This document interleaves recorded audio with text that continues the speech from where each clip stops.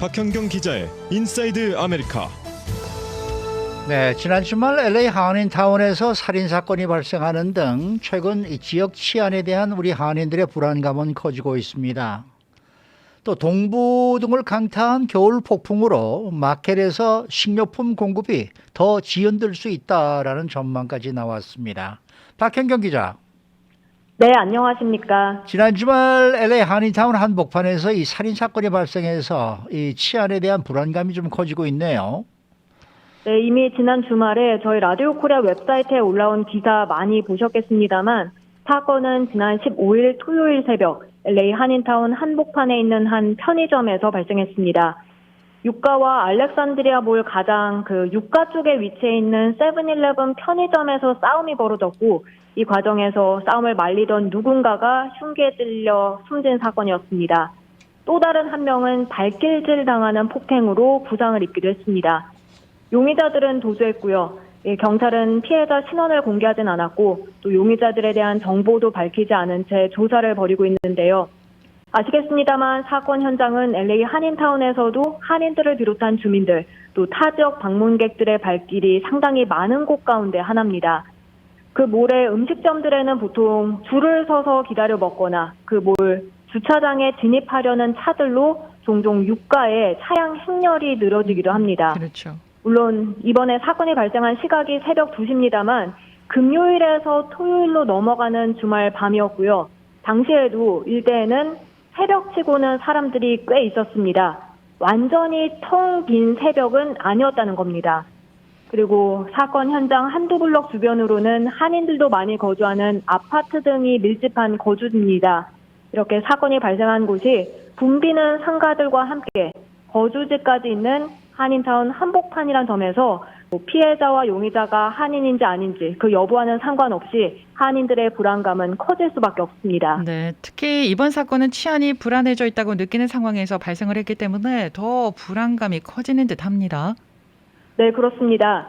작년부터 한인타운을 비롯해 LA 전 지역에서 치안이 불안하다는 지적이 매우 높았습니다. 기억하실 텐데요. 지난 연말에 미행 강도가 기승을 부리면서 한인들의 피해까지 잇따랐죠. 네네. 베벌리힐스에서 쇼핑한 뒤 올림픽길 한인타운의 한 한인 식당에서 식사하고 나온 한인을 대상으로 강도 사건이 벌어지기도 했고요. 이 강도단은 고가의 시계나 주얼리, 명품백 등을 보고 타겟을 골라 범행을 저지르는 것으로 드러나면서 평소 차고 다니거나 들고 다니던 귀중품을 더 이상 못 들고 다니겠다 이런 한인들도 많이 만나볼 수 있었습니다.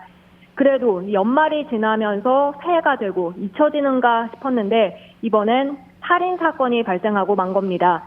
더군다나 지난 13일 대낮에는 한인타운 인근의 행콕팍 지역 한 가구점에서도 살인사건이 발생했었죠.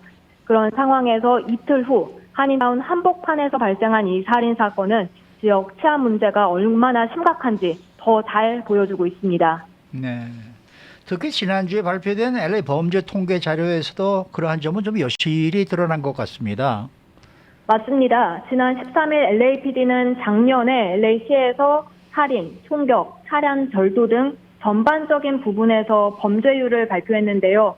특히 살인과 총격 등 강력범죄가 크게 증가했다는 점에서 LA시의 치안에 현 주소를 알 수 있었다는 지적이었습니다. 작년 살인 범죄는 1년 전과 비교해서 무려 11.8%나 늘어났습니다. 그리고 강도도 5.5%. 이 가운데 용의자가 총기를 휴대한 뒤 저지른 강도 범죄는 21%나 증가를 했고요. 그리고 작년 총격 피해자 수가 1,500여 명으로 집계돼서 1,600명을 기록한 지난 2008년 이후 최고치였습니다. 그리고 살인 발생과 총격 피해자 수가 앞선 수치와 같이 높은 수치를 보인 건 갱 폭력과 관련이 있다는 설명이었는데요. 지난해 LA시 전역에서 발생한 총격과 살인의 54%, 과반이 갱과 연관이 있는 것으로 드러났습니다. 이 밖에 차량 절도가 13% 이상 증가하기도 했습니다. 네. 자, 그런데 문제는 LA 시정부 측의 자세라고 하는데 어떤 부분입니까? 어떤 것을 의미하는 건가요? 이런 범죄 급증세에도 불구하고 에릭 갈세트 LA시장 당시 이게 전국적인 추세고 다른 대도시들과 비교해서 증가세가 그렇게 높지 않다 이렇게 밝혔습니다. 네. 시카고, 필라델피아, 휴스턴 피닉스 같은 그런 전국에서 인구가 가장 많은 대도시들과 비교를 해보면 이곳 LA는 오히려 그 증가세가 낮다는 설명이었습니다.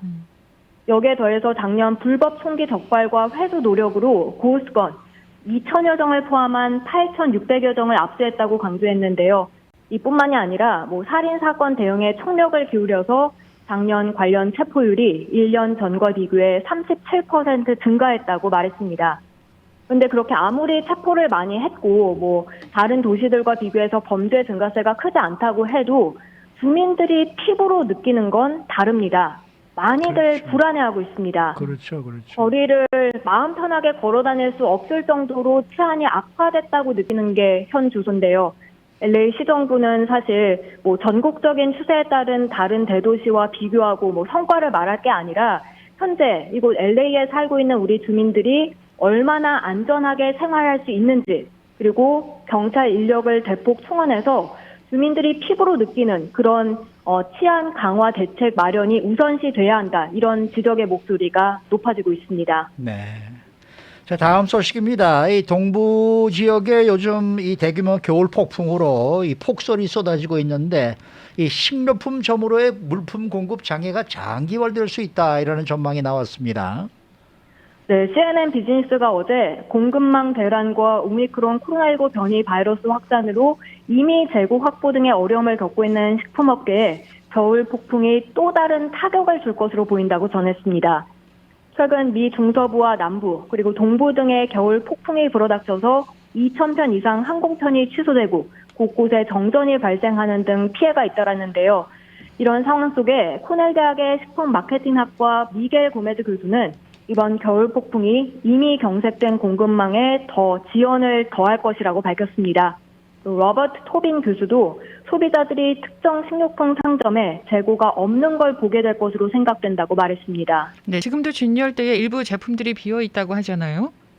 네, 최근 미 전역 소비자들이 트레이더 조스를 비롯한 매장 진열대가 비어있는 사진 올리면서 좌절감을 표출해오고 있습니다. 지난주에도 주영석 팀장께서 이 내용에 대해서 자세히 전해드렸죠. 네. CNN 보도에 따르면 통상 식료품점들은 가장 좋은 시기 기준 다루는 상품의 90에서 95% 재고를 확보하고 있다고 하는데요. 재고율이 90% 이하로 떨어지게 되면 소비자들이 이 진열대의 틈새를 알아차릴 수 있을 정도인 걸로 알려졌습니다. 그런데 시장 조사업체 IRI가 이달 9일까지 한 주 동안 데이터를 수집한 결과 일부 음식과 음료의 공급량은 기준치보다도 더 낮았습니다. 냉동과 냉장류, 또 과일, 쿠키, 그리고 브렉퍼스트 품목은 90% 미만이었고요. 구이용 냉동 제품은 69%, 냉장 음료 88%, 그리고 냉장 반죽 60% 수준에 그쳤습니다. 이 밖에 스포츠와 에너지 음료, 주스, 반려동물 관리 용품 등도 90%를 하회했습니다. 네, 여기에 더해서 이제 식료품 공급망 장애가 생겨날 수 있다, 이제 이런 얘기 아니겠습니까? 그렇습니다. 사실 코로나19 팬데믹이 없는 청년 같은 때에도 이렇게 악천후가 오게 되면 식료품 공급망 장애가 있을 수 있다고 합니다. 식품산업협회 산업관계 담당 부사장 더그 베이커는 보통 그 영향은 크지 않고 앞으로 나아가는 편이라면서도 오미크론과 식품업계의 노동력 부족, 또 겨울 악천후로 인해서 공급망 기능이 점점 더 복잡해지고 있다고 설명했는데요. 특히 이제 겨울 폭풍 피해 지역 소비자들이 재고를 먼저 확보하면서 좀 더 복잡해지기도 한다면서 소비자들한테 이런 공급망 장애가 길어지더라도 융통성을 가져줄 것을 권장했습니다. 네, 수고 많으셨습니다. 감사합니다. 박현경 기자였습니다.